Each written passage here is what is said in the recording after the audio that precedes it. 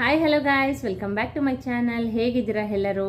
Hope ಎಲ್ಲ ಚೆನ್ನಾಗಿದ್ದೀರಾ ಅಂತ ಅಂದ್ಕೊಳ್ತೀನಿ. ನಾನು ಕೂಡ ಅಷ್ಟೇ ತುಂಬಾ ಚೆನ್ನಾಗಿದ್ದೀನಿ ಗಾಯ್ಸ್. ಇವತ್ತಿನ ಟಾಪಿಕಲ್ಲಿ ನಾನು ಕೆಲವೊಂದು ಟಿಪ್ಸ್ಗಳನ್ನ ನಿಮಗೆ ಹೇಳ್ತೀನಿ, ಸರಿನಾ?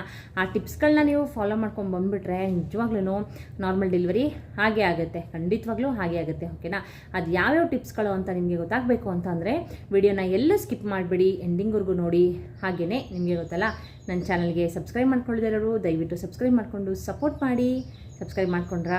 ಓಕೆ, ಬನ್ನಿ ಹಾಗಾದರೆ ತಡ ಮಾಡಿದೆ ವಿಡಿಯೋನ ಸ್ಟಾರ್ಟ್ ಮಾಡ್ಕೊಂಡ್ಬಿಡೋಣ. ಅದಕ್ಕಿಂತ ಮುಂಚೆ ನೀವು ಕಮೆಂಟ್ ಮಾಡಬೇಕು. ಹಾಗೆಯೇ ಈ ವಿಡಿಯೋ ನಿಮಗೆ ಸ್ವಲ್ಪನಾದರೂ ಇಷ್ಟ ಆದರೆ ಲೈಕ್ ಮಾಡೋದನ್ನ ಮರಿಬೇಡಿ, ಸರಿನಾ? ಓಕೆ ಗೈಸ್, ಇವಾಗ ಏನಪ್ಪ ಅಂತಂದರೆ ನಾರ್ಮಲ್ ಡೆಲಿವರಿ ಆಗಬೇಕು ಅಂತಂದರೆ ನಾವು ಯಾವ್ಯಾವ ಟಿಪ್ಸ್ಗಳನ್ನ ಫಾಲೋ ಮಾಡಬೇಕು ಅಂತ ನಿಮಗೆ ಹೇಳ್ತೀನಿ, ಸರಿನಾ? ಅದರಲ್ಲಿ ಮೊದಲನೇ ಟಿಪ್ಸ್ ಬಂದು ಗಾಯ್ಸ್, ನೀವು ಚೆನ್ನಾಗಿ ವಾಕಿಂಗ್ನ ಮಾಡಬೇಕು, ಸರಿನಾ? ಈ ವಾಕಿಂಗ್ ಮಾಡೋದಾಗಿರಬಹುದು, ಹಾಗೆಯೇ ಬಟರ್ಫ್ಲೈ ಎಕ್ಸಸೈಸ್ ಮಾಡೋದಾಗಿರಬಹುದು, ಕೆಲವೊಂದು ಎಷ್ಟೊಂದು ಎಕ್ಸಸೈಸ್ ಎಲ್ಲ ಇದೆ ಗಾಯ್ಸ್ ನಾರ್ಮಲ್ ಡೆಲಿವರಿ ಆಗಲಿಕ್ಕೆ, ಆಯಿತಾ? ನಿಮಗೆ ಯೂಟ್ಯೂಬಲ್ಲಿ ತುಂಬ ಜನ ವೀಡಿಯೋಸ್ನ ಮಾಡಿ ಹಾಕಿದ್ದಾರೆ, ಯಾವ ರೀತಿ ಎಕ್ಸಸೈಸ್ ಮಾಡೋದು ಅದನ್ನೆಲ್ಲ ಮಾಡಿ ಹಾಕಿದ್ದಾರೆ. ಅದನ್ನೆಲ್ಲ ಒಂದ್ಸಲ ನೋಡಿಕೊಂಡು ಹಾಗೆಯೇ ಹುಷಾರಾಗಿ ಮಾಡಿ, ಸರಿನಾ? ಅವ್ರು ಯಾವ ರೀತಿ ಮಾಡ್ತಾರೆ ಅದೇ ರೀತಿ ನೀವು ನೋಡಿಕೊಂಡು ನಿಧಾನಕ್ಕೆ ಮಾಡ್ಕೊಂಡು ಬಂದರೆ ನಿಜವಾಗ್ಲೂ ನಾರ್ಮಲ್ ಡೆಲಿವರಿ ಹಾಗೆ ಆಗುತ್ತೆ, ಸರಿನಾ? ಸೊ ಏನಪ್ಪ ಇವ್ರಿಗೆ ಸಿ ಸೆಕ್ಷನ್ ಆಗಿದೆ, ನಾರ್ಮಲ್ ಡೆಲಿವರಿ ಬಗ್ಗೆ ಹೇಳ್ತಾರೆ ಅಂತ ನೀವು ಅಂದ್ಕೊಳ್ಬಹುದು. ಬಟ್ ನನಗೆ ಸಿ ಸೆಕ್ಷನ್ ಆಗಿರ್ಬೋದು ಗಾಯ್ಸ್, ಬಟ್ ನನ್ನ ಫ್ರೆಂಡ್ಸಿಗೆ ನಾರ್ಮಲ್ ಡೆಲಿವರಿ ಆಗಿದೆ, ಅವರು ಕೂಡ ಈ ರೀತಿ ಎಲ್ಲ ಮಾಡ್ಕೊಂಡು ಬರ್ತಾ ಇದ್ರು, ಸರಿನಾ? ಅದು ಯಾವ್ಯಾವ ರೀತಿ ಅಂತ ನಾನು ಪ್ರೆಗ್ನೆಂಟಲ್ಲಿದ್ದಾಗ ನಾನು ಕೇಳ್ಕೊಳ್ತಾ ಇದ್ದೆ, ಸರಿನಾ? ನನಗೂ ಕೂಡ ನಾರ್ಮಲ್ ಡೆಲಿವರಿ ಆಗಲ್ಲ ಅಂತ ನನಗೆ ಫೈನಲ್ ಲಾಸ್ಟಲ್ಲಿ ಅಲ್ವಾ ಗೊತ್ತಾಗಿದ್ದು. ಸೊ ಹಾಗಾಗಿ ನಾನು ಕೂಡ ಅದನ್ನು ಅವ್ರ ಹತ್ರ ತಿಳ್ಕೊಳ್ತಾ ಇದ್ದೆ, ಏನು ಮಾಡಬೇಕು ಏನು ಅಂತ ತಿಳ್ಕೊಳ್ತಾ ಇದ್ದೆ, ಸರಿನಾ? ಸೊ ಅದನ್ನು ನಾನು ನಿಮ್ಮ ಜೊತೆ ಶೇರ್ ಮಾಡ್ತಿದ್ದೀನಿ ಅಷ್ಟೇ. ಸೊ ನಿಮಗೆಲ್ಲ ಅದು ನಿಜವಾಗ್ಲೂ ಯೂಸ್ಫುಲ್ ಆಗೇ ಆಗುತ್ತೆ. ಸೊ ಇವಾಗ ನಿಮಗೆ ಎಕ್ಸಸೈಸ್ ಮಾಡಿದ ತಕ್ಷಣ ನಿಮಗೆ ನಾರ್ಮಲ್ ಡೆಲಿವರಿ ಆಗಿಬಿಡುತ್ತಾ? ಒಪ್ಕೊಳ್ಳೋಣ, ಅದು ಒಂದು ಕಡೆ. ಆದರೆ ಇನ್ನೊಂದು ಕಡೆ ನಿಮಗೆ ನಾರ್ಮಲ್ ಡೆಲಿವರಿ ಆಗಬೇಕು ಅಂತಂದರೆ ಸ್ಟ್ರೆಂತ್ ಅನ್ನೋದು ತುಂಬಾ ಇಂಪಾರ್ಟೆಂಟ್ ಆಗಿರುತ್ತೆ ಅಲ್ವಾ? ಸೊ ನಿಮಗೆ ಸ್ಟ್ರೆಂತ್ ಬರಬೇಕು ಅಂತಂದರೆ ನೀವೇನು ಮಾಡಬೇಕು? ಚೆನ್ನಾಗಿ ಫುಡ್ನ ತಗೊಳ್ಬೇಕು, ಸರಿನಾ? ಯಾವ್ಯಾವ ಫುಡ್ಡು ಅಂತ ನೀವು ಕೇಳೋದಾದರೆ ನಾನು ಫಸ್ಟು ಪ್ರಿಫರೆನ್ಸ್ ಕೊಡೋದು ಗಾಯ್ಸ್ ಸೊಪ್ಪು ತರಕಾರಿಗೆ, ಸರಿನಾ? ಈಗ ವೆಜಿಟೇರಿಯನ್ ಇರ್ತಾರೆ, ನಾನ್ ವೆಜಿಟೇರಿಯನ್ ಇರ್ತಾರೆ. ಈಗ ವೆಜಿಟೇರಿಯನ್ಗೆ ನಾನ್ ವೆಜ್ ತಿನ್ನಲ್ಲ ಅಲ್ವಾ ಅವರು? ಸೊ ಅವರು ಆದಷ್ಟು ತುಪ್ಪ ಹಾಗೆಯೇ ಸೊಪ್ಪು ತರಕಾರಿಗಳನ್ನ ನಿಮ್ಮ ಊಟದ ಜೊತೆ ಆ್ಯಡ್ ಮಾಡ್ಕೊಳ್ಳಿ. ಸೊಪ್ಪು ಪಲ್ಯ ಮಾಡ್ಕೊಂಡು ತಿನ್ನೋದಾಗಿರಬಹುದು, ಹಾಗೆಯೇ ಸಾಂಬಾರು ಮಾಡ್ಕೊಂಡು ತಿನ್ನೋದಾಗಿರಬಹುದು. ಡೈಲಿ ಸೊಪ್ಪನ್ನ ತಿನ್ಕೊಂಡು ಬನ್ನಿ ಗಾಯ್ಸ್, ನಿಜವಾಗ್ಲೂ ತುಂಬಾ ಒಳ್ಳೆಯದು, ಸರಿನಾ? ಹಾಗೆಯೇ ಒಂದು ಕಾನ್ಸ್ಟಿಪೇಷನ್ ಸಮಸ್ಯೆ ಅನ್ನೋದು ಕೂಡ ಸಾಲ್ವ್ ಆಗುತ್ತೆ. ಆ ಟೈಮಲ್ಲಿ ಏನಾಗುತ್ತೆ ಅಂದರೆ ಗಾಯ್ಸ್, ನಿಮ್ಮ ಪ್ರೆಗ್ನೆನ್ಸಿ ಆದ ತಕ್ಷಣ ನಿಮ್ಮ ಬಾಡಿ ಅನ್ನೋದು ತುಂಬಾ ಹೀಟ್ ಆಗುತ್ತೆ, ಸರಿನಾ? ನನಗೂ ಅಷ್ಟೇ, ನನಗೆ ಕಂಟ್ರೋಲ್ಗೆ ಸಿಗ್ತಾ ಇರಲಿಲ್ಲ ಅಷ್ಟು ಬಾಡಿ ಹೀಟು. ನಾನು ಡೈಲಿ ಕೋಸಂಬರಿ ಮಾಡ್ಕೊಂಡು ತಿನ್ನೋದು, ನನಗೆ ಮಜ್ಜಿಗೆನೇ ಆಗ್ತಾ ಇರಲಿಲ್ಲ, ಆಯಿತಾ? ನೀವು ನಂಬ್ತಿರೋ ಬಿಡ್ತಿರೋ 4 ಗ್ಲಾಸ್ ಡೈಲಿ 4 ಗ್ಲಾಸ್ ಮಜ್ಜಿಗೆನ ಕುಡಿತಾ ಇದ್ದೆ ನಾನು. ಅಷ್ಟು ನನ್ನ ಬಾಡಿ ಹೀಟು, ಎಷ್ಟು ಅಂದರೆ ನನ್ನ ಬಾಡಿ ನನ್ನ ಕಂಟ್ರೋಲ್ಗೆ ಸಿಗ್ತಾಯಿಲ್ಲ, ಅಷ್ಟು ಹೀಟ್ ಆಗ್ತಿತ್ತು ನನಗೆ. ಸೊ ಆ ಥರ ಎಲ್ಲ ಮಾಡ್ತಾಯಿದ್ದೆ. ನೀವೂ ಕೂಡ ಅಷ್ಟೇ ಡೈಲಿ ನಿಮ್ಮ ಊಟದಲ್ಲಿ ಸೊಪ್ಪುಗಳನ್ನ ತಿನ್ಕೊಂಡು ಬನ್ನಿ. ಆ ಟೈಮಲ್ಲಿ ಬಾಡಿ ಹೀಟ್ ಆದಾಗ ಕಾನ್ಸ್ಟಿಪೇಷನ್ ಸಮಸ್ಯೆ ಅನ್ನೋದು ಕಾಡುತ್ತೆ, ಸರಿನಾ? ನನಗೂ ಕೂಡ ಕಾನ್ಸ್ಟಿಪೇಷನ್ ಸಮಸ್ಯೆ ಆಗಿಬಿಟ್ಟಿತ್ತು. ಆವಾಗ ನಾನು ಡಾಕ್ಟ್ರಿಗೆಲ್ಲ ತೋರಿಸ್ಕೊಂಡು ಡೈಲಿ ನನಗೆ ಒಂದು ಟಾನಿಕ್ನ ಕೊಟ್ಟಿದ್ದರು, ಸರಿನಾ? ಡೈಲಿ ಇದನ್ನು ಅಂದರೆ ತುಂಬಾ ನನಗೆ ಮೋಷನ್ ಮಾಡಲಿಕ್ಕೆ ಪ್ರಾಬ್ಲಮ್ ಆದಾಗ ಈ ಟಾನಿಕ್ನ ಅಂತ ಅವರು ನನಗೆ ಕೊಟ್ಟಿದ್ದರು, ಸರಿನಾ? ಸೊ ಹಾಗಾಗಿ ನೀವು ಸೊಪ್ಪು ತರಕಾರಿಗಳನ್ನ ಚೆನ್ನಾಗಿ, ಅದರಲ್ಲಿ ನಾರಿನಾಂಶ ಜಾಸ್ತಿ ಇರುತ್ತೆ ಅಲ್ವಾ? ಸೊ ಹಾಗಾಗಿ ಸೊಪ್ಪು ಎಲ್ಲ ತಿನ್ಕೊಂಡು ಬಂದುಬಿಟ್ರೆ ನೀವು ಕಾನ್ಸ್ಟಿಪೇಷನ್ ಸಮಸ್ಯೆನೇ ಇರೋದಿಲ್ಲ. ಹಾಗೆಯೇ ನಿಮ್ಮ ಮಗುವಿಗೂ ಕೂಡ ತುಂಬಾ ಒಳ್ಳೆಯದು, ಸರಿನಾ? ಸೊ ಇನ್ನು ನಾನ್ ವೆಜ್ ತಿನ್ನೋರಾದರೆ ನೀವೇನು ಮಾಡಬೇಕು ಅಂತಂದರೆ ಡೈಲಿ ನಿಮ್ಮ ಊಟದಲ್ಲಿ ಒಂದೊಂದು ಎಗ್ಗನ್ನ ತಿನ್ಕೊಂಡು ಬನ್ನಿ, ಸರಿನಾ? ಒಂದೊಂದು ಎಗ್ಗನ್ನ ಅಂದರೆ ಒಳಗಡೆ ಭಂಡಾರ ಬರುತ್ತಲ್ಲ ಯೆಲ್ಲೋ ಕಲರು, ಅದನ್ನು ತಿಂದರೆ ತುಂಬಾ ಒಳ್ಳೆಯದು. ಬಟ್ ಒಬ್ಬೊಬ್ಬರಿಗೆ ಅದು ಗ್ಯಾಸ್ಟ್ರಿಕ್ ಸಮಸ್ಯೆ ತುಂಬಾ ಕಾಡುತ್ತೆ ಅದನ್ನು ತಿಂದುಬಿಟ್ರೆ. ಸೊ ಹಾಗಾಗಿ ನೀವೇನು ಮಾಡಬೇಕು ಅಂತಂದರೆ ಭಂಡಾರನ ನೀವು ನಿಮ್ಗೆ ಇಡ್ಸಲ್ಲ, ನಿಮ್ಮ ಬಾಡಿ ಮೇಲೆ ಡಿಪೆಂಡ್ ಅದು. ನಿಮ್ಮ ಭಂಡಾರ ನಿಮ್ಗೆ ಇಡ್ಸಲ್ಲ ಅಂತಂದರೆ ಅದನ್ನು ಸ್ಕಿಪ್ ಮಾಡಿಬಿಡಿ. ಸ್ಕಿಪ್ ಮಾಡಿಬಿಟ್ಟು ಎಗ್ ವೈಟ್ನ ಡೈಲಿ ಒಂದೊಂದು ಎಗ್ನ ತಿನ್ಕೊಂಬಂದರೆ ತುಂಬಾ ಒಳ್ಳೆಯದು. ಇದ್ರ ಜೊತೆಗೆ ನಿಮಗೆ ಫಿಶ್ನ ತಿಂದರೆ ತುಂಬಾ ಒಳ್ಳೆಯದು ಗಾಯ್ಸ್, ಯಾಕಂದರೆ ಅದರಲ್ಲಿ ಒಮೆಗಾ 3 ಫ್ಯಾಟಿ ಆಸಿಡ್ಸ್ ಜಾಸ್ತಿ ಇರೋದ್ರಿಂದ ನಿಮ್ಮ ಮಗುವಿಗೆ ಬ್ರೈನ್ ಡೆವಲಪ್ಮೆಂಟ್ ತುಂಬಾ ಚೆನ್ನಾಗಿರುತ್ತೆ. ಹಾಗೆಯೇ ನಿಮಗೂ ಕೂಡ ಅದು ಒಂದು ಸ್ಟ್ರೆಂತ್ ಅನ್ನೋದನ್ನ ಕೊಡುತ್ತೆ, ಸರಿನಾ? ಸೊ ವಾರದಲ್ಲಿ ನೀವು ಒಂದು 2 ಟೈಮ್ಸ್ ತಿಂದರೆ ಸಾಕು, ಜಾಸ್ತಿ ತಿನ್ನೋಕೆ ಹೋಗಬೇಡಿ. ವಾರದಲ್ಲಿ ಒಂದು 2 ಟೈಮ್ಸ್ ತಿನ್ನಿ. ಮತ್ತು ಲೇಕ್ ಫಿಶ್ನ ತಿಂದರೆ ತುಂಬಾ ಒಳ್ಳೆಯದು. ಸೀ ಫಿಶ್ ಅಂತ ತಿನ್ನೋಕೆ ಹೋಗಬೇಡಿ, ಯಾಕಂದರೆ ಅದರಲ್ಲಿ ಮರ್ಕ್ಯುರಿ ಕಂಟೆಂಟ್ ಜಾಸ್ತಿ ಇರೋದ್ರಿಂದ ನಿಮಗೆ ಬರ್ನಿಂಗ್ ಸೆನ್ಸೇಷನ್ ಎಲ್ಲ ಸ್ಟಾರ್ಟ್ ಆಗಿಬಿಡುತ್ತೆ, ಗ್ಯಾಸ್ಟ್ರಿಕ್ ಸಮಸ್ಯೆ ಕಾಡುತ್ತೆ, ಈ ಥರ ಎಲ್ಲ ಆಗಿಬಿಡುತ್ತೆ. ಹಾಗಾಗಿ ನೀವು ಒಂದು ಲೇಕ್ ಫಿಶ್ನ ತಿನ್ಕೊಂಡು ಬಂದರೆ ತುಂಬಾ ಒಳ್ಳೆಯದು. ಇನ್ನು ಚಿಕನ್ನು ಮಟನ್ ಆದರೆ ತುಂಬಾ ಒಳ್ಳೆಯದು ಗಾಯ್ಸ್. ನಾನಂತೂ ಎಷ್ಟು ಚಿಕನ್ ತಿಂತಾಯಿದ್ದೆ ಅಂತಂದರೆ ನನ್ನ ಮಗ ಅಂತೂ ನನಗೆ ಎಷ್ಟು ಚಿಕನ್ ತಿಂದರೂ ಕೂಡ ಸಾಕಾಗ್ತಿರಲಿಲ್ಲ, ಅಷ್ಟು ನನಗೆ ಡೈಲಿ ಚಿಕನ್ ತಿನ್ನಬೇಕು ಅಂತ ಅನ್ಸೋದು ನನಗೆ. ವೀಕ್ಲಿ ಒಂದು 3 to 4 ಟೈಮ್ಸ್ ಅಂತೂ ನಾನು ಮಿಸ್ಸೇ ಮಾಡ್ತಾ ಇರಲಿಲ್ಲ. ಚಿಕನ್ನ ತೊಗೊಂಡು ಚೆನ್ನಾಗಿ ಚಿಕನ್ನ ತಿಂತಾಯಿದ್ದೆ. ಮಟನ್ ಸ್ವಲ್ಪ ಕಮ್ಮಿ, ಯಾಕಂದರೆ ಮಟನ್ನು ಜಾಸ್ತಿ ಡೈಜೆಷನ್ ಆಗ್ತಾ ಇರಲಿಲ್ಲ ನನಗೆ. ಸೊ ಹಾಗಾಗಿ ನಾನು ಏನು ಮಾಡ್ತಿದ್ದೆ ಅಂದರೆ ಚಿಕನ್ನ ತಿನ್ಕೊಂಡು ಬರ್ತಾಯಿದ್ದೆ. ಡೈಲಿ ಒಂದೊಂದು ಎಗ್ನ ತೊಗೊಳ್ತಾ ಇದ್ದೆ. ಹಾಗೆಯೇ ಡೈಲಿ ಬೆಳಿಗ್ಗೆ ಮತ್ತು ಸಂಜೆ ನಾನು ಒಂದೊಂದು ಫುಲ್ ಗ್ಲಾಸ್ ಹಾಲನ್ನ ತೊಗೊಳ್ತಾ ಇದ್ದೆ. ನೀವು ನೈಟ್ ಮಲ್ಕೊಳ್ಬೇಕಾದ್ರೂ ಕೂಡ ತೊಗೊಳ್ಬಹುದು. ನೈಟು ಮಲ್ಕೊಳ್ಬೇಕಾದ್ರೆ ತೊಗೊಂಡಾಗ ನಿಮಗೆ ಚೆನ್ನಾಗಿ ನಿದ್ದೆ ಕೂಡ ಬರುತ್ತೆ, ಸರಿನಾ. ಸೊ ಹಾಗಾಗಿ ಈ ಥರ ನಾನ್ ವೆಜ್ಗಳನ್ನ ತಿನ್ಕೊಂಡು ಬನ್ನಿ, ತುಂಬಾ ಒಳ್ಳೆಯದು. ಇದ್ರ ಜೊತೆಗೆ ನೀವು ವಿಟಮಿನ್ ಸಿ ಇರೋ ಫ್ರೂಟ್ಸ್ನ ನೀವು ತೊಗೊಳ್ಬೇಕಾಗತ್ತೆ. ಯಾವುದಿದಪ್ಪ ವಿಟಮಿನ್ ಸಿ ಫ್ರೂಟ್ಸು? ಈಗ ನೀವು ಕಿತ್ತಲೆ ಹಣ್ಣು ಅಂದರೆ ಆರೆಂಜ್ನ ತೊಗೊಳ್ಳಿ, ಮತ್ತು ಮೂಸಂಬಿನೂ ತೊಗೊಳ್ಳಿ, ತುಂಬಾ ಒಳ್ಳೆಯದು. ಆ ಟೈಮಲ್ಲಿ ಸುಸ್ತು ಎಲ್ಲ ಇರುತ್ತೆ, ವಾಮಿಟಿಂಗ್ ಎಲ್ಲ ಇರುತ್ತಲ್ವಾ. ಸೊ ನೀವು ಮೂಸಂಬಿ ಜ್ಯೂಸ್ ಎಲ್ಲ ಕುಡ್ಕೊಂಡು ಬಂದುಬಿಟ್ರೆ ತುಂಬಾ ಒಳ್ಳೆಯದು. ಆದಷ್ಟು ಗೈಸ್ ನಾನು ಹೇಳೋದೇನಂತಂದರೆ ಈ ಜ್ಯೂಸ್ನ ಜಾಸ್ತಿ ಕುಡಿಯೋಕ್ಕಿಂತ ಅಟ್ಲೀಸ್ಟ್ ನಿಮಗೆ ಈಗೇನಪ್ಪ ಅಂತಂದರೆ ಒಬ್ಬೊಬ್ರಿಗೆ ವಾಮಿಟಿಂಗ್ ಆಗ್ತಾ ಇರುತ್ತೆ ಅಲ್ವಾ, ಅವ್ರಿಗೆ ಏನೇ ತಿಂದರೂ ವಾಮಿಟ್ ಆಗುತ್ತೆ ಅನ್ನೋರು ಸ್ವಲ್ಪ ಜ್ಯೂಸ್ನ ಕುಡ್ಕೊಂಬನ್ನಿ. ಆಮೇಲೆ ನೀವು ಜ್ಯೂಸ್ನ ಕುಡಿಯೋದು ಬದಲು ಹಾಗೆಯೇ ತಿಂದರೆ, ಹಣ್ಣುಗಳನ್ನ ಹಾಗೆ ತಿನ್ನಬೇಕು, ಸರಿನಾ. ಹಾಗೆ ತಿಂದರೆ ತುಂಬಾ ಒಳ್ಳೆಯದು. ಮೂಸಂಬಿ ತಿನ್ನಿ, ಹಾಗೆಯೇ ಪೊಮಗ್ರೆನೇಟ್ ಅಂತೂ ತುಂಬ ಚೆನ್ನಾಗಿ ತಿನ್ನಿ. ಆಗಿನ ಕಾಲದಲ್ಲೆಲ್ಲ ಹೇಳ್ಕೊಂಬರ್ತಾಯಿದ್ರು ಪೊಮಗ್ರೆನೇಟ್ನ ತಿಂದರೆ ಮಗು ತುಂಬಾ ಕಲರಾಗಿ ಉಡುತ್ತೆ ತಿನ್ನು ಅಂತ. ಆವಾಗಿನ ಕಾಲದಲ್ಲಿ ಎಲ್ಲರೂ ಕೂಡ ಹೇಳ್ತಾಯಿದ್ರು ಅಲ್ವಾ. ಅದು ನಿಜವಾಗ್ಲೂ ಸುಳ್ಳು ಗಾಯ್ಸ್, ಸರಿನಾ. ಪೊಮಗ್ರೆನೇಟ್ ತಿನ್ಬಿಟ್ರೆ ಮಗು ಚೆನ್ನಾಗಿ ಕಲರಾಗಿ ಉಡುತ್ತೆ ಅಂತ ಅಲ್ಲ. ನಿಮ್ಮ ಮಗುದು ಸ್ಕಿನ್ ಟೋನ್ ಚೆನ್ನಾಗಾಗುತ್ತೆ, ಸರಿನಾ. ಮಗು ಕಲರ್ ಯಾವುದ್ರ ಮೇಲೆ ಡಿಪೆಂಡ್ ಆಗಿರುತ್ತೆ ಅಂತ ಅಂದರೆ ಅಪ್ಪ ಅಮ್ಮ, ಅಂದರೆ ಮಗುವಿನ ಅಪ್ಪ ಅಮ್ಮ, ಇಲ್ಲ ಅಂತಂದರೆ ಅವ್ರ ಅಜ್ಜಿ ತಾತ, ಆ ಕಲರ್ನ ಮಗು ಹೊಂದ್ಕೊಳ್ಳುತ್ತೆ ಹೊರತು ಈ ಥರ ಒಂದು ಫ್ರೂಟ್ಸ್ನ ತಿನ್ಬಿಡೋದ್ರಿಂದ, ಪೊಮಗ್ರೆನೇಟ್ನ ತಿನ್ಬಿಡೋದ್ರಿಂದ ನಿಜವಾಗ್ಲೂ ಮಗು ಕಲರಾಗಿ ಉಡುತ್ತೆ ಅನ್ನೋದೆಲ್ಲ ಸುಳ್ಳು ಗಾಯ್ಸ್, ಸರಿನಾ. ಹಾಗೆಯೇ ಕೇಸರಿ ಹಾಕೊಂಡು ಕುಡಿ ಮಗು ಕಲರಾಗಿ ಉಡುತ್ತೆ ಅಂತ ಹೇಳ್ತಾರೆ. ನಿಜವಾಗ್ಲೂ ನೀವು ನಂಬ್ತಿರೋ ಬಿಡ್ತಿರೋ, ನಾನು ಕೇಸರಿನೇ ಅದು ಹೇಗಿದೆ ಅಂತ ನಾನು ನಿಜವಾಗ್ಲೂ ಡೈರೆಕ್ಟಾಗಿ ಇವತ್ತಿಗೂ ಕೂಡ ನಾನು ನೋಡಿಲ್ಲ, ಸರಿನಾ. ಅಂದರೆ ಇಮೇಜಸ್ ಎಲ್ಲ ಗೂಗಲಲ್ಲಿ ಸರ್ಚ್ ಮಾಡಿ ಇಮೇಜಸ್ ಎಲ್ಲ ನೋಡಿದ್ದೀನಿ ಇವತ್ತು. ನಾನು ಯಾವತ್ತೂ ಕೂಡ ನನ್ನ ಪ್ರೆಗ್ನೆನ್ಸಿನಲ್ಲಿ ಗೈಸ್ ಕೇಸರಿ ಎಲ್ಲ ತರಿಸ್ಕೊಂಡು ಕುಡಿದು ಇಲ್ಲ. ನೀವೇ ನೋಡಿದ್ದೀರಾ, ನಾನು ಹಲವಾರು ವೀಡಿಯೋಸ್ನ ನನ್ನ ಮಗನ ಜೊತೆ ಹಾಕಿದ್ದೀನಿ. ನನ್ನ ಮಗ ಎಷ್ಟು ಕಲರ್ ಇದ್ದಾನೆ ಅಲ್ವಾ. ನಾನು ನಿಜವಾಗ್ಲೂ ಕೇಸರಿ ಕುಡ್ದಿಲ್ಲ ಗೈಸ್, ನಿಜ ಒಪ್ಕೊಬಿಡ್ತೀನಿ. ಪೊಮಗ್ರೆನೇಟು ಅಷ್ಟೇ ನಾನು ಜಾಸ್ತಿ ತಿಂದೇ ಇಲ್ಲ ನಿಜವಾಗ್ಲೂ. ಬಟ್ ನಾನು ಚೆನ್ನಾಗಿ ನಾನ್ ವೆಜ್ ಎಲ್ಲ ತಿನ್ಕೊಂಡು ಚೆನ್ನಾಗಿ ಹಾಲೆಲ್ಲ ಕುಡಿತಾ ಇದ್ದೆ ಅಲ್ವಾ. ಸೊ ಹಾಗಾಗಿ ನನಗೆ ಯಾವುದೇ ರೀತಿ ಊಟ ಚೆನ್ನಾಗಿ ಮಾಡ್ತಾಯಿದ್ದೆ ನಾನು. ಸೊ ಹಾಗಾಗಿ ನನಗೆ ಯಾವುದೇ ರೀತಿ ಬ್ಲಡ್ ಕಮ್ಮಿ ಇದೆ ಅನ್ನೋ ಥರ ಪ್ರಾಬ್ಲಮ್ ಯಾವತ್ತೂ ಆಗಲಿಲ್ಲ, ಸರಿನಾ. ಸೊ ಅದೆಲ್ಲ ಸುಳ್ಳು, ಅದೆಲ್ಲ ನಂಬಕ್ಕೆ ಹೋಗಬೇಡಿ. ಕೇಸರಿ ಅಂತೂ ಹಾಕೊಂಡು ಕುಡಿದ್ರೆ ಮಗು ಕಲರಾಗಿ ಬಿಡುತ್ತೆ, ಅವೆಲ್ಲ ಸುಳ್ಳು ಗಾಯ್ಸ್, ಸರಿನಾ. ಸೊ ಇನ್ನು ನೆಕ್ಸ್ಟು ನೀವು ಏನು ತಿನ್ನಬೇಕಾಗತ್ತೆ ಅಂತಂದರೆ ಆದಷ್ಟು ಇದ್ರ ಜೊತೆಗೆ ಹೀಗೆ ಸೊಪ್ಪು ತರಕಾರಿ ಪಲ್ಯಗಳನ್ನ ಮಾಡ್ಕೊಂಡು ತಿನ್ನಿ. ಆದಷ್ಟು ಈಗ ಸೊಪ್ಪು ಎಲ್ಲ ಸೊಪ್ಪನ್ನು ತೊಗೊಂಡು ಮೊಸೊಪ್ಪು ಬರುತ್ತಲ್ಲ, ಮೊಸೊಪ್ಪು ಸಾಂಬಾರು ಮಾಡ್ಕೊಂಡು ತಿನ್ನೋದಾಗಿರಬಹುದು. ಅದೆಲ್ಲ ಮಾಡ್ಕೊಂಡು ಬಂದುಬಿಟ್ರೆ ನೀವು ನಿಜವಾಗ್ಲೂ ತುಂಬಾ ಒಳ್ಳೆಯದು, ಸರಿನಾ. ಇದ್ರ ಜೊತೆಗೆ ಗಾಯ್ಸ್ ಈ ಬೆಣ್ಣೆ ಹಣ್ಣು ಅಂತ ಹೇಳ್ತಾರಲ್ಲ, ಆ ಬೆಣ್ಣೆ ಹಣ್ಣನ್ನು ತಿನ್ನಿ, ತುಂಬಾ ಒಳ್ಳೆಯದದು. ಬಟ್ ಅದು ತುಂಬಾ ಕಷ್ಟ ಇವಾಗ, ಅಂದರೆ ತುಂಬ ರೇರು ಸಿಗೋದು ಮಾರ್ಕೆಟ್ಗಳಲ್ಲೆಲ್ಲ. ಈ ಹತ್ರ ಇರೋ ಅಂಗಡಿಗಳೆಲ್ಲ ತುಂಬಾ ಕಷ್ಟ, ಬಟ್ ಮಾರ್ಕೆಟ್ಗಳೆಲ್ಲ ಸಿಗುತ್ತೆ. ಅದನ್ನು ಒಂದ್ಸಲ ತರಿಸ್ಕೊಂಡು ತಿನ್ನಿ, ತುಂಬಾ ಒಳ್ಳೆಯದು ಅದು ಕೂಡ, ಸರಿನಾ. ಸೊ ಗೈಸ್ ಇದ್ರ ಜೊತೆಗೆ ನೀವು ಈಗ ಊಟ ಎಲ್ಲ ಆಯಿತು, ಸರಿನಾ. ಇಷ್ಟೆಲ್ಲ ಊಟ ಮಾಡ್ಕೊಂಡು ಬಂದ್ರಿ, ಸರಿನಾ. ಇಷ್ಟೆಲ್ಲ ಊಟ ಮಾಡ್ಕೊಂಡು ಬಂದ ತಕ್ಷಣ ನಿಮಗೆ ಒಂದು ಸ್ಟ್ರೆಂತ್ ಅನ್ನೋದು ಸಿಗುತ್ತೆ, ಒಪ್ಕೊಳ್ಳೋಣ, ಸರಿನಾ. ಇದಾದ್ಮೇಲಿಂದ ನೀವು ಊಟ ಮಾಡಿದ ತಕ್ಷಣ ಒಂದು 10 ನಿಮಿಷ 1/4 ಗಂಟೆ ವಾಕ್ನ ಮಾಡೋದು ತುಂಬಾ ಒಳ್ಳೆಯದು, ಸರಿನಾ. ಇದ್ರ ಜೊತೆಗೆ ಗಾಯ್ಸ್ ನೀವು ಒಂದು ಪಾಸಿಟಿವ್ ಆಗಿ ಮೈಂಡ್ನ ಇಟ್ಕೊಳ್ಬೇಕು. ಅಂದರೆ ನಾನು ಒಂದು ವಿಡಿಯೋ ಮಾಡಿ ಹಾಕಿದ್ದೆ, ಅಂದರೆ ಪ್ರೆಗ್ನೆಂಟ್ ಹೆಂಡತಿ ಜೊತೆ ಗಂಡಂದಿರು ಯಾವ ರೀತಿ ಇರಬೇಕು, ಯಾವ ರೀತಿ ಅವ್ರನ್ನ ಕೇರಿಂಗ್ ಆಗಿ ನೋಡ್ಕೊಳ್ಬೇಕು ಅಂತ ಒಂದು ವಿಡಿಯೋ ಮಾಡಿ ಹಾಕಿದ್ದೀನಿ. ಬೇಕಾದ್ರೆ ಅದನ್ನು ಒಂದ್ಸಲ ಚೆಕ್ ಮಾಡ್ಕೊಳ್ಳಿ. ಅಂದರೆ ಗಾಯ್ಸ್ ಒಂದು ಪಾಸಿಟಿವ್ ಆಗಿ ಇರಬೇಕು, ನಾವು ಖುಷಿಯಾಗಿ ಇರಬೇಕು ಅಂತಂದರೆ ನಮ್ಮ ಮನೆಯಲ್ಲಿ ಯಾರ್ಯಾರು ಇರ್ತಾರೆ ಅವರು ನಮ್ಮನ್ನು ಯಾವ ರೀತಿ ನೋಡ್ಕೊಳ್ತಾರೆ ಅದು ತುಂಬಾ ಇಂಪಾರ್ಟೆಂಟ್ ಆಗಿರುತ್ತೆ ಅಲ್ವಾ. ಬೇರೆಯವ್ರು ಹೆಂಗಾರು ನೋಡ್ಕೊಂಡ್ರೂ ಪರವಾಗಿಲ್ಲ, ನನ್ನ ಗಂಡ ನಮ್ಮನ್ನು ಯಾವ ರೀತಿ ನೋಡ್ಕೊಳ್ತಾರೆ ಆವಾಗ ನಾವು ತುಂಬಾ ಆ್ಯಕ್ಟಿವ್ ಆಗೂ ಇರ್ತೀವಿ, ಹಾಗೆಯೇ ಒಂದು ಪಾಸಿಟಿವಿಟಿ ಆಗೂ ಕೂಡ ಇರ್ತೀವಿ ಅಲ್ವಾ. ಸೊ ಅವರು ಹೇಳ್ತಾರೆ ನಿಮಗೆ ಒಂದು ಪಾಸಿಟಿವ್ ಆಗಿರೋ, ನಿಂಗೆ ನಾರ್ಮಲ್ ಡೆಲಿವರಿ ಆಗುತ್ತೆ ಅಂತ.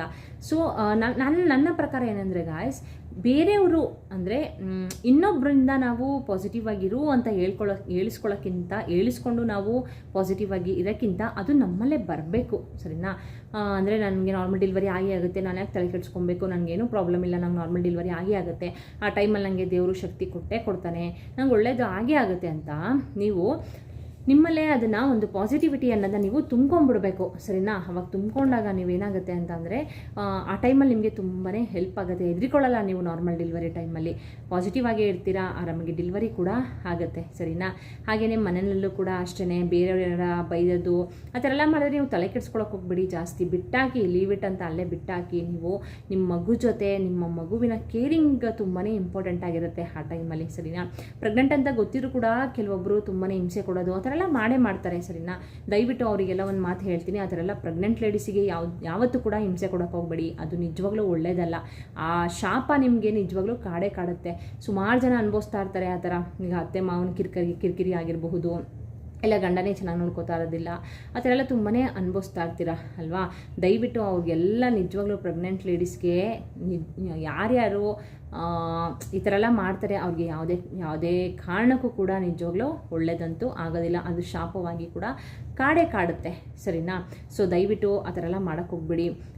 ಆ ಥರ ಮಾಡಿದ್ರು ಗಾಯ್ಸ್ ನೀವು ತಲೆ ಕೆಡಿಸ್ಕೊಬೇಡಿ, ನಿಮ್ಮ ಪಾಡಿಗೆ ನೀವು ತಲೆ ಕೆಡಿಸ್ಕೊಳ್ದೇ ನೀವು ನಿಮ್ಮ ಮಗುವಿನ ಕೇರಿಂಗ್ನ ನೋಡ್ಕೊಳ್ಳಿ, ನಿಮ್ಮ ಮಗು ಬಗ್ಗೆ ನೀವು ಥಿಂಕ್ ಮಾಡಿ. ನಿಮ್ಮ ಮಗು ಹೊಟ್ಟೆಲಿದೆ, ನೀವು ಯಾವ ರೀತಿ ಪಾಸಿಟಿವ್ ಆಗಿ ಥಿಂಕ್ ಮಾಡ್ತೀರಾ ನಿಮ್ಮ ಮಗು ಕೂಡ ಅದೇ ರೀತಿ ಪಾಸಿಟಿವ್ ಆಗಿ ಥಿಂಕ್ ಮಾಡುತ್ತೆ, ಸರಿನಾ? ನೆಗೆಟಿವ್ ಆಗಂತೂ ಥಿಂಕ್ ಮಾಡೋಕ್ಕೆ ಹೋಗ್ಬೇಡಿ ಆ ಟೈಮಲ್ಲಿ, ಸರಿನಾ? ಹಾಗೆಯೇ ಗೈಸ್ ಇನ್ನೊಂದು ಹೇಳ್ತೀನಿ, ಆ ಟೈಮಲ್ಲಿ ನೀವು ಆರಾಮಾಗಿ ಮ್ಯೂಸಿಕ್ ಕೇಳೋದಾಗಿರಬಹುದು, ವಾಕ್ ಮಾಡೋದಾಗಿರಬಹುದು, ನಿಮ್ಗೆ ಯಾರು ತುಂಬ ಇಷ್ಟ ಇರ್ತಾರೆ ಅವ್ರ ಜೊತೆ ಫೋನಲ್ಲಿ ಮಾತಾಡೋದಾಗಿರಬಹುದು. ಅಂದರೆ ಜಾಸ್ತಿ ಫೋನ್ನ ಯೂಸ್ ಮಾಡೋಕ್ಕೆ ಹೋಗ್ಬೇಡಿ, ಎಷ್ಟು ಲಿಮಿಟ್ ಇರಬೇಕು ಅಷ್ಟೇ, ಸರಿನಾ? ಫೋನಲ್ಲಿ ಮಾತಾಡೋದಾಗಿರ್ಬೋದು, ಆ ಥರ ಎಲ್ಲ ನೀವು ಮಾಡ್ಕೊಂಬನ್ನಿ.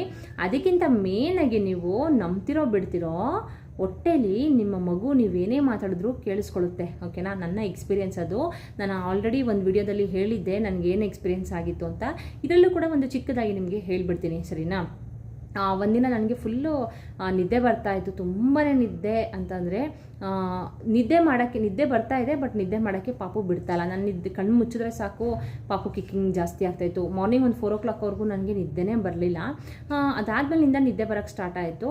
ಮಲ್ಕೊಂಬಿಟ್ಟೆ, ಒಂದು 7 o'clockವರೆಗೂ ಮಲಗಿಬಿಟ್ಟು 7:30ವರೆಗೂ ಮಲಗಿಬಿಟ್ಟು ಆಮೇಲೆ ಎದ್ದುಬಿಟ್ಟು ನಾನು ಆರಾಮಾಗಿ ತಿಂಡಿ ಎಲ್ಲ ಮಾಡಿಕೊಂಡು ನೈಟ್ ಫುಲ್ಲು ನಿದ್ದೆಗೆಟ್ಟಿದ್ದೀನಲ್ಲ, ಸೊ ಹಾಗಾಗಿ ಊಟ ಎಲ್ಲ ತಿಂಡಿ ತಿನ್ಕೊಂಡು ಮಲ್ಕೊಂಬಿಡೋಣ ಅಂದ್ಬಿಟ್ಟು ತಿಂಡಿ ತಿಂದ್ಬಿಟ್ಟು ಒಂದು 10-10:30 ಮಲ್ಕೊಂಡೆ. ಆವಾಗಲೂ ಕೂಡ ಪಾಪು ಮಲ್ಕೊಳಕ್ಕೆ ಬಿಡ್ತಾಯಿಲ್ಲ ನನಗೆ. ಓವರ್ ನೈಟ್ ಫುಲ್ಲು ನಿದ್ದೆ ಮಾಡಿಲ್ವಾ, ತಲೆ ಕೆಟ್ಟೋದಂಗೆ ಆಗ್ಬಿಟ್ಟಿತ್ತಾ. ನನ್ನ ಪಾಪುಗೆ ಸುಮ್ಮನೆ ಕೈಯಲ್ಲಿ ಜೋರಾಗಿ ಇದು ಮಾಡಲಿಲ್ಲ, ಹೊಟ್ಟೆ ಮೇಲೆ ಸುಮ್ಮನೆ ಹೀಗಂದೆ, ಹಿಂಗೆ ಅಂದ್ಬಿಟ್ಟು ಮಲ್ಕೋ ಸುಮ್ಮನೆ ಹೇಳ್ತಾ ಅಲ್ವಾ ನಿನಗೆ ಅಂತ ಸ್ವಲ್ಪ ರ್ಯಾಶಾಗಿ ಬೈದ್ಬಿಟ್ಟೆ, ಆಯಿತಾ? ಸ್ವಲ್ಪ ಕೋಪ ಇತ್ತು, ನನಗೆ ನಿದ್ದೆ ಆಗಿರಲಿಲ್ವಲ್ಲ, ಹೇಳ್ತಾ ಅಲ್ವಾ ನಿನಗೆ ರಾತ್ರಿ ನಿದ್ದೆ ಕೊಟ್ಟಿಲ್ಲ, ಇವಾಗಲೂ ನಿದ್ದೆ ಕೊಡ್ತಾ ಅಲ್ವಾ ನೀನು, ಮಲ್ಕೋ ಸುಮ್ಮನೆ ಅಂತ ಅಂದ್ಬಿಟ್ಟು ಇದು ಮಾಡಿಬಿಟ್ಟೆ. ಹಂಗೆ ಅಂದ್ಬಿಟ್ಟು ಮಲ್ಕೊಂಬಿಟ್ಟೆ. ಪಾಪು ಕೂಡ ನನಗೇನು ಡಿಸ್ಟರ್ಬ್ ಮಾಡಲಿಲ್ಲ, ಮಲ್ಕೊಂಬಿಟ್ಟೆ. ಆಮೇಲೆ ಒಂದು 1 o'clock ಎದ್ಬಿಟ್ಟು ನಾನು ಆರಾಮಾಗಿ ಊಟನ ಅಂದರೆ ಅಡುಗೆ ಎಲ್ಲ ಮಾಡಿಕೊಂಡು ತಿಂದ್ಬಿಟ್ಟು ನೋಡ್ತೀನಿ ಪಾಪುದು ಮೂಮೆಂಟ್ಸು ಕಮ್ಮಿ ಫುಲ್ಲು. ಪಾಪು ಎಷ್ಟು ಮೂಮೆಂಟ್ಸ್ ಇತ್ತು ಅಂದರೆ ನನಗೆ ತುಂಬಾ ಮೂಮೆಂಟ್ಸ್ ಇತ್ತು. ಸೊ ಪಾಪು ಅಂತೂ ಫುಲ್ಲು ಮೂಮೆಂಟ್ಸೇ ಕಮ್ಮಿ ಆಗಿಬಿಟ್ಟಿದೆ. ನನಗೆ ಭಯ ಆಗೋಯ್ತು, ಏನಾಯಿತು ಏನೋ ಪಾಪು ಹೆದರ್ಕೊಂಡ್ಬಿಟ್ಟಿದೆ, ಒಳಗಡೆ ಏನೋ ಗೊತ್ತಿಲ್ವಲ್ಲಪ್ಪ ಅಂತ ಅಂದ್ಕೊಂಡು. ನಿಜವಾಗೈಸ್ ನೀವು ನಂಬ್ತಿರೋ ಬಿಡ್ತಿರೋ, ನಾನು ಪಾಪುಗೆ ಹೊಟ್ಟೆ ಮೇಲೆ ಕೈ ಇಟ್ಕೊಂಡು ಪಾಪು ಸಾರಿ ಕಣಪ್ಪ, ನಾನು ಇನ್ನೊಂದ್ಸಲ ಈ ಥರ ಎಲ್ಲ ಮಾಡಲ್ಲಪ್ಪ, ಬೈಯೆಲ್ಲ ಎದ್ಕೊಂಡ್ಬಿಟ್ಟಿದ್ಯಾ ನೀನು, ನಂಗೆ ಭಯ ಆಗ್ತಿದೆ, ನಿಂಗೆ ಒಳಗಡೆ ಏನಾಗಿದೆಯೇನೋ ಭಯ ಆಗ್ತಿದೆ ಕಣಪ್ಪ, ಪ್ಲೀಸ್ ಕಣಪ್ಪ ಮೂಮೆಂಟ್ ಮಾಡಪ್ಪ ಪ್ಲೀಸ್ ಅಂತ ಅಂದ್ಬಿಟ್ಟು ಗಾಯ್ಸ್ ಈ ಥರ ಅಂದ್ಬಿಟ್ಟು ನಾನು ಅಂದ್ಕೊಂಡಿದ್ದು ಒಂದು 5 minutes ಆಗಿಲ್ಲ ಗಾಯ್ಸ್. ನಿಜವಾಗ್ಲೂ ಪಾಪು ಮೂಮೆಂಟ್ಸ್ ಚೆನ್ನಾಗಾಯಿತು, ಎಷ್ಟು ಖುಷಿ ಆಯಿತು ಅಂತ ಅಂದರೆ ಅವಾಗ ಅಂದ್ಕೊಂಡೆ ನಾನು, ಮಕ್ಕಳು ಅಂದರೆ ದೊಡ್ಡವರೆಲ್ಲ ಹೇಳ್ತಾರಲ್ವ, ನೀನು ಏನೇ ಮಾತಾಡಿದ್ರು ಮಗು ಒಳಗಡೆ ಕೇಳಿಸ್ಕೊಳ್ತಾ ಇರುತ್ತೆ ಅಂತ. ಸೊ ಆವತ್ತು ನನಗೆ ಅರ್ಥ ಆಗಿದ್ದು. ಅದಾದಮೇಲಿಂದ ಇನ್ನೊಂದು ಎಕ್ಸಾಂಪಲ್ ಹೇಳ್ತೀನಿ ನಿಮಗೆ. ನನ್ನ ಹಸ್ಬೆಂಡ್ ನಾನು ಹೀಗೆ ಮಾತಾಡ್ಕೊಂಡು ಮಲಗಿದ್ವಿ, ಆವಾಗ ಮೂಮೆಂಟ್ ಆಗ್ತಾಯಿತ್ತು ಹೊಟ್ಟೆನಲ್ಲಿ, ಆಯಿತಾ? ನಾನು ನನ್ನ ಹಸ್ಬೆಂಡ್ಗೆ ಮೂಮೆಂಟ್ ಆಗ್ತಿದೆ ನೋಡಿ ಅಂತ ಅಂದೆ. ಅವರು ನನ್ನ ಹೊಟ್ಟೆ ಮೇಲೆ ಕೈ ಇಟ್ಟರು. ಅವ್ರು ಕೈ ಇಟ್ಟಿದ ತಕ್ಷಣ ಮೂಮೆಂಟ್ ಆಗಲ್ಲ, ನಿಂತು ಹೋಗ್ಬಿಡ್ತು, ಆಯಿತಾ? ಮತ್ತೆ ಅವ್ರ ಕೈ ಎತ್ತಿದ್ರು ಮತ್ತೆ ಮೂಮೆಂಟು, ಮತ್ತೆ ಅವ್ರ ಕೈ ಇಟ್ಟರೆ ಸಾಕು ಮೂಮೆಂಟ್ ಆಗ್ತಾ ಇರಲಿಲ್ಲ. ಆಮೇಲೆ ಏನು ಹಿಂಗಾಗ್ತಿದೆ ಅಂತ ಅಂದ್ರೆ ಇವರು, ನಾನೇನು ಮಾಡಿದೆ, ನನಗೆ ಆಗಲೇ ಎಕ್ಸ್ಪೀರಿಯೆನ್ಸ್ ಆಗಿತ್ತಲ್ಲ, ಪಾಪು ನಾನು ಏನು ಹೇಳಿದ್ರು ಕೇಳಿಸ್ಕೊಳುತ್ತೆ ಅಂತ. ನಾನೇನು ಮಾಡಿದೆ, ಪಾಪು ಪಪ್ಪ ಅಲ್ವಾ ಪ್ಲೀಸ್ ಕಣಪ್ಪ ಒಂದೇ ಒಂದು ಸಲ ಮೂಮೆಂಟ್ ಮಾಡಪ್ಪ, ಪಪ್ಪ ಕೈ ಇಡುತ್ತೆ ಅಂತ ಅಂದೆ ಗಾಯ್ಸ್. ಅವ್ರ ಕೈ ಇಟ್ಟರು, ಎಷ್ಟು ಚೆನ್ನಾಗಿ ಮೂಮೆಂಟ್ ಮಾಡಿದೆ ಗೊತ್ತಾ, ಎಷ್ಟು ಚೆನ್ನಾಗಿ ಕೇಳಿಸ್ಕೊಳ್ತವೆ ಅಂದರೆ ಮಕ್ಕಳು. ನಿಜವಾಗ್ಲೂ ಅವಕ್ಕೆಲ್ಲ ಅರ್ಥ ಆಗುತ್ತೆ, ಬಟ್ ಮೂಮೆಂಟ್ ಮಾಡ್ತಾರೆ ಅಷ್ಟೇ. ರಿಯಾಕ್ಟ್ ಅಂತಂದರೆ ಜಸ್ಟ್ ಕಿಕ್ಕಿಂಗ್ ಮಾಡೋದು ಆ ಥರ ಎಲ್ಲ ಮಾಡ್ತಾರೆ. ಸೊ ಹಾಗಾಗಿ ಮಗು ಜೊತೆ ನಿಮ್ಮ ಕಷ್ಟ ಸುಖನ ಹೇಳ್ಕೊಳ್ಳಿ, ಆದಷ್ಟು ಕಷ್ಟ ಎಲ್ಲ ಜಾಸ್ತಿ ಹೇಳ್ಕೊಳಕ್ಕೆ ಹೋಗ್ಬೇಡಿ, ಮಗುಗೂ ಕೂಡ ಹರ್ಟ್ ಆಗುತ್ತೆ ಅಲ್ವಾ? ಎಷ್ಟು ಬೇಕೋ ಅಷ್ಟೇ ಆರಾಮಾಗಿ. ನಿಮ್ಗೆ ಏನೇ ನೋವಿದ್ರು, ಏನೇ ಒಂದು ಖುಷಿ ವಿಷಯ ಇದ್ದರೂ ಕೂಡ ನಿಮ್ಮ ಮಗು ಜೊತೆ ಶೇರ್ ಮಾಡ್ಕೊಳ್ಳಿ. ಅದು ನಿಜವಾಗ್ಲೂ ಎಷ್ಟು ಮೂಮೆಂಟ್ ಆ ದಿನಗಳು ಅಂದರೆ ನಿಜವಾಗ್ಲೂ ತುಂಬ ಖುಷಿ ಆಗುತ್ತೆ ಗಾಯ್ಸ್. ಅದಂತೂ ನಿಜವಾಗ್ಲೂ ಮರೆಯೋಕ್ಕಂತೂ ಆಗಲ್ಲ. ನಾನು ನೋಡಿ 2 ಇಯರ್ಸ್ ಆಯಿತು ನನ್ನ ಮಗ ಹುಟ್ಟಿ, ನನಗಿನ್ನೂ ಕೂಡ ಆ ಮೂಮೆಂಟ್ಸ್ ಎಲ್ಲ ಹಾಗೇ ಇದೆ, ನನಗೆ ಕಣ್ಣು ಮುಂದೆನೇ ಇದೆ ಅಂತಲೇ ಹೇಳ್ಬೋದು. ಸೊ ಹಾಗಾಗಿ ನಿಮ್ಮ ಮಗು ಜೊತೆ ನೀವು ಆದಷ್ಟು ಮಾತಾಡ್ಕೊಂಡು ಆರಾಮಾಗಿ ದಿನಗಳನ್ನ ಕಳಿಬೇಕು, ಸರಿನಾ. ಅವ್ರು ಹಿಂಗಂದ್ರು ಇವ್ರು ಹಂಗಂದ್ರು ಅಂತ ತಲೆ ಕೆಡಿಸ್ಕೊಳಕ್ಕೆ ಹೋಗ್ಬೇಡಿ. ಈ ಕಡೆ ಕಿವಿಲಿ ಕೇಳಿ, ಈ ಕಡೆ ಕಿವಿಲಿ ಬಿಟ್ಬಿಡ್ಬೇಕು, ಸರಿನಾ. ಸೊ ಇದಾದಮೇಲೆ ಗಾಯ್ಸ್ ನೀವು ಆದಷ್ಟು 8 ಅವರ್ಸ್ ಕಂಟಿನ್ಯೂಸ್ ಆಗಿ ನಿದ್ದೆನ ಮಾಡಲೇಬೇಕು. ನಿದ್ದೆ ಮಾಡಿದ್ರೆ ತುಂಬಾ ಒಳ್ಳೆಯದು. ಒಂದು ಆ್ಯಕ್ಟಿವ್ ಆಗೂ ಇರ್ತೀರಾ, ಹಾಗೆಯೇ ಊಟ ಕೂಡ ಎಲ್ಲ ಚೆನ್ನಾಗಿ ಸೇರುತ್ತೆ. ಒಬ್ಬೊಬ್ಬರಿಗೆ ನಿದ್ದೆ ಚೆನ್ನಾಗಾಗಲಿಲ್ಲ ಅಂದರೆ ಊಟ ಸೇರೋದಿಲ್ಲ, ಸರಿನಾ. ಸೊ ಹಾಗಾಗಿ ಚೆನ್ನಾಗಿ ನಿದ್ದೆ ಮಾಡಿ. ಹಾಗೆಯೇ ನಿಮಗೆ ನಾರ್ಮಲ್ ಡೆಲಿವರಿ ಆಗಬೇಕು ಅಂತ ಅಂದರೆ ನೀವು ಆದಷ್ಟು ಗೈಸ್ ಇನ್ನೊಂದೇನಂತದ ಅಂದರೆ ಆಯಿಲ್ ಮಸಾಜ್ನ ಮಾಡ್ಕೊಳ್ಳಿ, ಸರಿನಾ. ಈ ಹೊಟ್ಟೆ ಮೇಲೆ ಸೊಂಟದ ಮೇಲೆಲ್ಲ ಆಯಿಲ್ ಮಸಾಜ್ನ ಮಾಡಿ ಬಿಸಿ ನೀರು ಹಾಕೋದು, ಸೊಂಟದ ಮೇಲೆ ಹೊಟ್ಟೆ ಮೇಲೆ ಹಾಕಕ್ಕೆ ಹೋಗ್ಬೇಡಿ. ಸೊಂಟದ ಮೇಲೆಲ್ಲ ಬಿಸಿ ನೀರೆಲ್ಲ ಹಾಕೊಳ್ಳೋದು, ಆ ಥರ ಎಲ್ಲ ಮಾಡಿದ್ರೆ ನಿಮಗೂ ಕೂಡ ಆ ಟೈಮಲ್ಲಿ ಕಾಲೆಲ್ಲ ತುಂಬಾ ಪೇನ್ ಇರುತ್ತೆ, ವೆಜಾನಲ್ ಪೇನ್ ಆ ಥರ ಎಲ್ಲ ಇರುತ್ತೆ, ಸರಿನಾ. ಚೆನ್ನಾಗಿ ಮಸಾಜ್ನ ಮಾಡಿಕೊಂಡು ಕಾಲ ಮೇಲೆಲ್ಲ ಬಿಸಿ ನೀರನ್ನ ಹಾಕ್ಕೊಂಡು ಸ್ನಾನ ಮಾಡೋದು, ಆ ಥರ ಎಲ್ಲ ಮಾಡ್ಕೊಂಡು ಬನ್ನಿ. ನಿಜವಾಗ್ಲೂ ಅದು ಕೂಡ ನಿಮಗೆ ನಿಮ್ಮ ಸೊಂಟದ ಮೇಲೆ ಆದಷ್ಟು ನೀವು ನೀರನ್ನ ಬಿಸಿ ನೀರನ್ನ ಹಾಕ್ಕೊಂಡು ಬಂದರೆ ನಿಜವಾಗ್ಲೂ ನಾರ್ಮಲ್ ಡೆಲಿವರಿ ಆಗಲಿಕ್ಕೆ ಅದು ತುಂಬಾ ಹೆಲ್ಪ್ ಆಗುತ್ತೆ, ಸರಿನಾ. ಹಾಗೆಯೇ ಬಿಸಿ ನೀರನ್ನ ಚೆನ್ನಾಗಿ ಕುಡೀರಿ. ಅಂದರೆ ತುಂಬ ಬಿಸಿ ಕುಡಿಯೋಕ್ಕೆ ಹೋಗ್ಬಿಡಿ. ಕಾಯಿಸಿ ಆರಿಸಿದ ನೀರು ಅಂತ ಹೇಳ್ತಾರಲ್ಲ, ಆ ಥರ ಅಷ್ಟು ತುಂಬಾ ಬೆಚ್ಚಗಿರೋ ನೀರನ್ನ ಕುಡಿದ್ರೆ ತುಂಬಾ ಒಳ್ಳೆಯದು. ಡಾಕ್ಟರ್ ಕೂಡ ನಿಮಗೆ ಹೇಳ್ತಾರೆ ಅಲ್ವಾ, ಬಿಸಿ ಅಂದರೆ ಜಾಸ್ತಿ ನೀರನ್ನ ಕುಡೀರಿ ಅಂತ ಡಾಕ್ಟರ್ ನಿಮಗೆ ಹೇಳ್ತಾರೆ. ಆದಷ್ಟು ನೀವು ಬಿಸಿನೀರನ್ನ ಕುಡ್ಕೊಂಡು ಬಂದುಬಿಟ್ರೆ ಗ್ಯಾಸ್ಟ್ರಿಕ್ ಸಮಸ್ಯೆ ಬರೋದಿಲ್ಲ. ನೀವೇನೇ ತಿಂದರೂ ಕೂಡ ಡೈಜೆಷನ್ ಅನ್ನೋದು ಚೆನ್ನಾಗಾಗುತ್ತೆ, ಸರಿನಾ. ಸೊ ಹಾಗಾಗಿ ಅಂದರೆ ನಿಮ್ಮ ಮಗುವಿನ ಸುತ್ತ ನೀರಿರುತ್ತಲ್ಲ, ಆ ನೀರು ಕಮ್ಮಿ ಆಗಬಾರ್ದು ಅಂತ ಡಾಕ್ಟರ್ ನಿಮಗೆ ಹೇಳ್ತಾರೆ. ಈ ಥರ ನೀರನ್ನ ಜಾಸ್ತಿ ಕುಡೀರಿ ಅಂತ ಹೇಳ್ತಾರೆ. ನಾನು ಕೂಡ ಒಂದು ಡೈಲಿ 20 ಗ್ಲಾಸ್ವರೆಗೂ ನಾನು ಒಂದು ದೊಡ್ಡ ಗ್ಲಾಸಲ್ಲಿ ನೀರು ಕುಡಿತೀವಲ್ಲ, ಗ್ಲಾಸ್ ಇಷ್ಟು ದೊಡ್ಡದು, ಅಷ್ಟು ದೊಡ್ಡ ಗ್ಲಾಸಲ್ಲಿ ನಾನು ಒಂದು 20 ಗ್ಲಾಸ್ ನೀರನ್ನ ತೊಗೊಳ್ತಾ ಇದ್ದೆ. ತುಂಬಾ ನೀರು ಚೆನ್ನಾಗಿ ಕುಡಿತಾ ಇದ್ದೆ ನಾನು, ಸರಿನಾ. ಸೊ ಗಾಯ್ಸ್ ಇಷ್ಟು ಮಾಡ್ಕೊಂಡು ಬನ್ನಿ.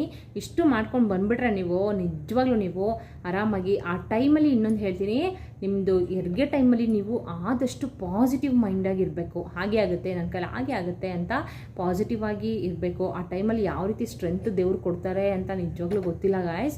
ಬಟ್ ನಿಜವಾಗ್ಲೂ ಆ ಟೈಮಲ್ಲಿ ನೀವು ಪಾಸಿಟಿವ್ ಆಗಿ ಇತ್ಕೊಂಡು ಬಂದುಬಿಟ್ರೆ ನಿಜವಾಗ್ಲೂ ಆರಾಮಾಗಿ ನಾರ್ಮಲ್ ಡೆಲಿವರಿ ಹಾಗೆ ಆಗುತ್ತೆ. ಆದಷ್ಟು ನಾರ್ಮಲ್ ಡೆಲಿವರಿಗೆ ಟ್ರೈ ಮಾಡಿ. ಸಿ ಸೆಕ್ಷನ್ ಬೇಡ ಗಾಯ್ಸ್, ಸರಿನಾ. ಯಾಕಂದರೆ ಸಿ ಸೆಕ್ಷನ್ ಆಗಿಬಿಟ್ರಂತೂ ಸೊಂಟ ನೋವು, ಬೆನ್ನು ನೋವು ಬರ್ತಾನೆ ಇರುತ್ತೆ. ಅದನ್ನು ನಾನು ಕೂಡ ಫೇಸ್ ಮಾಡ್ತಾಯಿದ್ದೀನಿ, ಸರಿನಾ. ಸೊ ಹಾಗಾಗಿ ಸಿ ಸೆಕ್ಷನ್ ಬೇಡ, ಆದಷ್ಟು ನಾರ್ಮಲ್ ಡೆಲಿವರಿ ಮಾಡ್ಕೊಳ್ಳೋಕ್ಕೆ ಟ್ರೈ ಮಾಡಿ, ಸರಿನಾ. Okay guys. ಹಾಗೆಯೇ ಇದ್ರ ಜೊತೆಗೆ ಗಾಯ್ಸ್ ನಾನು ಅಂದರೆ ತುಂಬ ಜನಕ್ಕೆ ಹೆಣ್ಮಗು ಇರುತ್ತೆ, ಆಯಿತಾ. ಈಗ ಸೆಕೆಂಡ್ನೇದು ಗಂಡು ಮಗು ಬೇಕು ಅಂತ ಇರುತ್ತೆ, ಫಸ್ಟ್ನೇದು ಹೆಣ್ಮಗು ಇರುತ್ತೆ ಅಂತ ಅಂದ್ಕೊಳ್ಳಿ. ಅವರಿಗೆಲ್ಲ ಒಂದು ವ್ರತದ ಬಗ್ಗೆ ಹಾಕಿದ್ದೀನಿ. ಹಾಗೆಯೇ ಸುಮಾರು ಜನಕ್ಕೆ ಮಕ್ಕಳು ಇರೋದಿಲ್ಲ, ಸರಿನಾ. ಅವ್ರಿಗೂ ಕೂಡ ಅಷ್ಟೇ ಒಂದು ಮದುವೆ ಕೂಡ ಆಗ್ತಾ ಇರೋದಿಲ್ಲ, ಅವ್ರಿಗೂ ಕೂಡ ಅಷ್ಟೇ ಒಂದು ವ್ರತದ ಬಗ್ಗೆ ಹಾಕಿದ್ದೀನಿ. ಅದು ಬಂದು ಗಣಪತಿ ವ್ರತದ್ದು ಆಗಿರುತ್ತೆ. ಗಣಪತಿ ಅಂತಂದರೆ ವಿಘ್ನ ನಿವಾರಕ ಅಲ್ವಾ. ಏನೇ ವಿಘ್ನ ಬಂದರೂ ಕೂಡ ಅದನ್ನು ತಡೆಯುವಂಥದ್ದು ಗಣಪತಿದು, ಸರಿನಾ. ಗಣಪತಿ ಶಕ್ತಿ. ಸೊ ಹಾಗಾಗಿ ಗಣಪತಿ ವ್ರತನ ನೀವು ಮಾಡ್ಕೊಂಡು ಬಂದುಬಿಟ್ರೆ ಮದುವೆ ಆಗದೆ ಇರೋರಿಗೆ ಮದುವೆ ಆಗುತ್ತೆ, ಹಾಗೆಯೇ ಮಗು ಆಗದೆ ಇರೋರಿಗೂ ಕೂಡ ಮಗು ಆಗುತ್ತೆ. ಅದರ ಜೊತೆಗೆ ನಿಮಗೆ ಬಾಯ್ ಬೇಬಿನೇ ಬೇಕು ಅನ್ನೋರು ಅದಕ್ಕೂ ಕೂಡ ನಾನು ವ್ರತ ಮಾಡಿ ಹಾಕಿದ್ದೀನಿ. ಅದನ್ನು ಕೂಡ ಒಂದ್ಸಲ ಚೆಕ್ ಮಾಡ್ಕೊಳ್ಳಿ. ಎಲ್ಲಾದ್ರದ್ದು ನಾನು ಡಿಸ್ಕ್ರಿಪ್ಷನಲ್ಲಿ ಲಿಂಕ್ನ ಹಾಕಿರ್ತೀನಿ, ಸರಿನಾ.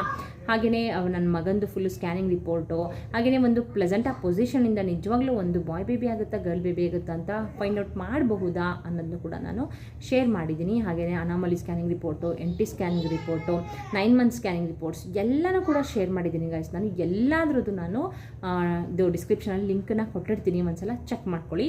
ಇವತ್ತಿನ ವಿಡಿಯೋ ನಿಮಗೆ ಯೂಸ್ಫುಲ್ ಆಯಿತು ಅಂತ ಅಂದ್ಕೊಳ್ತೀನಿ. ಯೂಸ್ಫುಲ್ ಆದರೆ ನಿಮಗೆ ಗೊತ್ತಲ್ಲ, ದಯವಿಟ್ಟು ಒಂದು ಲೈಕ್ ಕೊಡೋದನ್ನ ಮರಿಬೇಡಿ. ಹಾಗೆಯೇ ನನ್ನ ಚಾನಲ್ಗೆ ಸಬ್ಸ್ಕ್ರೈಬ್ ಮಾಡ್ಕೊಳ್ದಿರೋರು ದಯವಿಟ್ಟು ಸಬ್ಸ್ಕ್ರೈಬ್ ಮಾಡ್ಕೊಳ್ಳಿ. ಸಬ್ಸ್ಕ್ರೈಬ್ ಮಾಡ್ಕೊಂಡ್ರಾ?